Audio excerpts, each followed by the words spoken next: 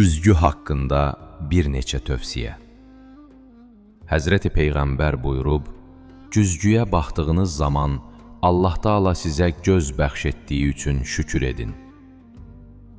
Mömin bacı qardaşlarınızın görüşünə getdiyiniz zaman güzgüyə baxın, saçınızı, saqqalınızı tarayın. İmam Əlidən nəql olunmuş hədisdə deyilir, güzgüyə baxdığınız zaman Allaha şükür edib bu duanı oxuyun. Elhamdülillahillezî xalaqani fə əhsənə xəlqi və səvvərəni fə əhsənə surəti və zənə minni maşanə min qeybi və əkrimni bil İslam.